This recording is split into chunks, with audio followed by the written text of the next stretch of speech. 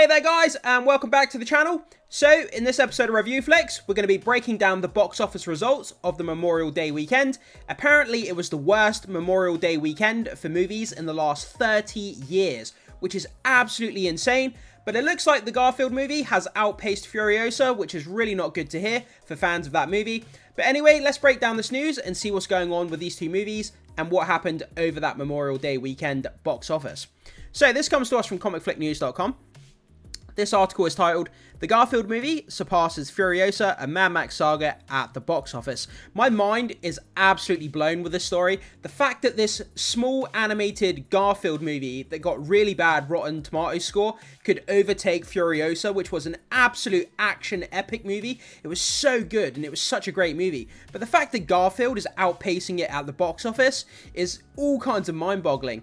But like I say, let's jump in and break down the news and see if we can make sense of what's going on here.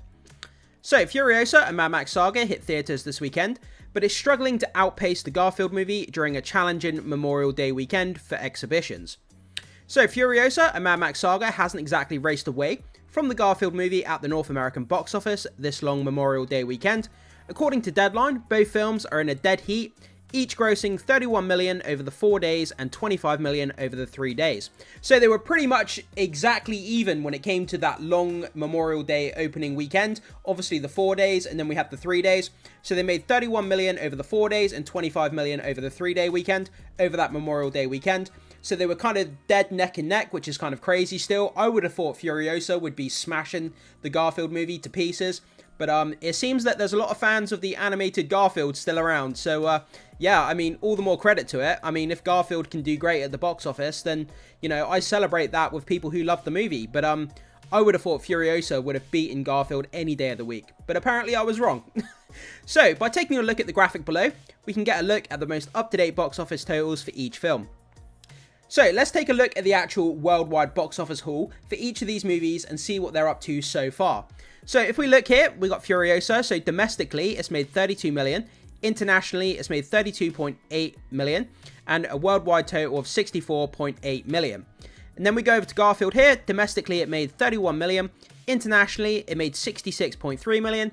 And worldwide, it's made 97.4 million. So, when you look at the worldwide totals here, for Furiosa and the Garfield movie.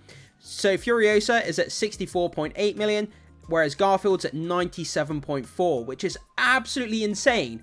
It's beating it by, you know, 33 million more. So basically a third, like 33% more increase in its box office total, which is kind of crazy. But yeah, I mean, like I said, I would never have expected this result in a million years, but I celebrate the fact that this is getting all the success for the Garfield movie. I know Garfield's been around for a long time, and there's a lot of long-time fans and new fans, and, you know, it's a family, 4-quadrant movie. You can take people of all ages to enjoy it. But, yeah, so it seems the Garfield movie has started to outpace Furiosa, with a worldwide haul of 97 million against Furiosa's 64.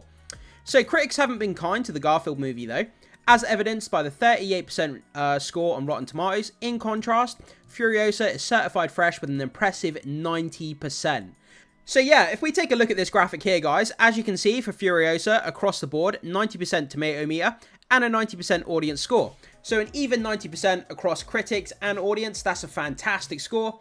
This was an action epic, cinematography was great, Chris Hemsworth, Anya Taylor-Joy, everything about the movie was incredible.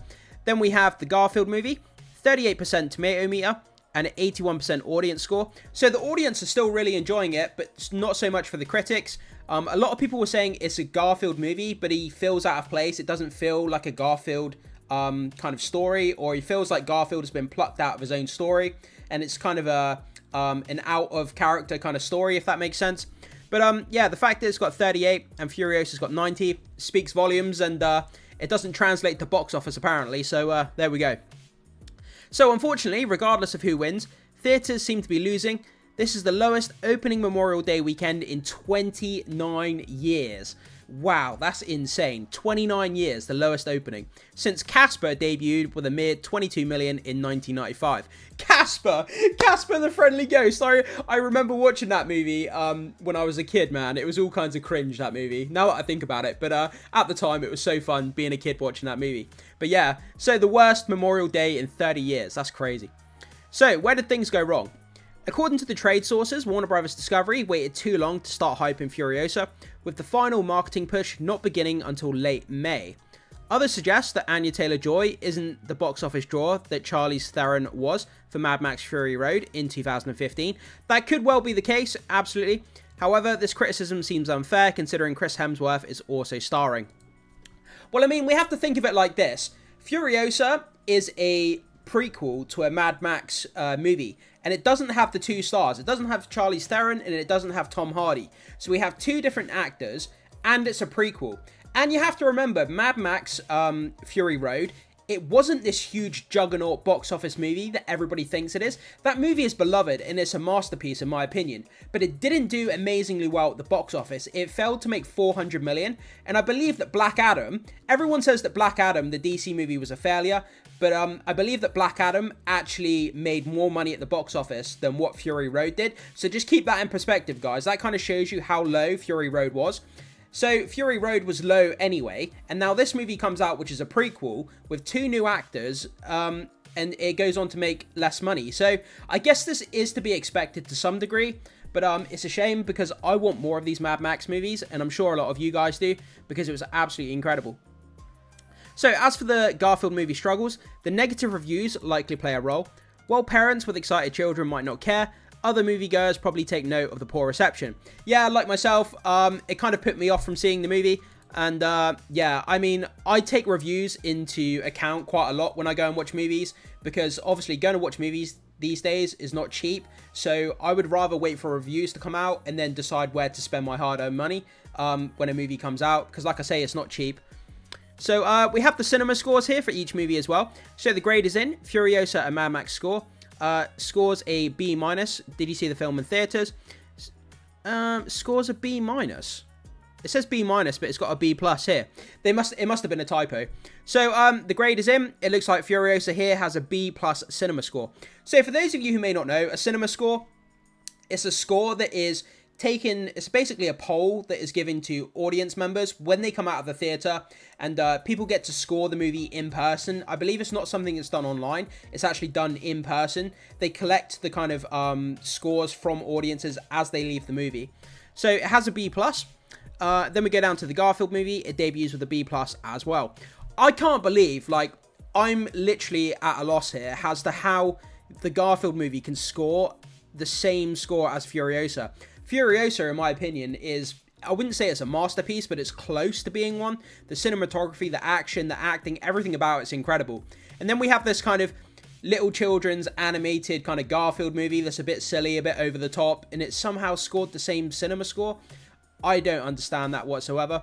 But again, if it managed to get that score, then I guess that's a good thing. You know, I never want a movie to fail, and the fact that this has achieved a B+, all the more power to it, I guess, but I just don't understand how it could achieve the same score as Furiosa by any means. So, Furiosa, a Mad Max saga, arrived in theaters in North America on May the 24th, and internationally beginning on May 22nd.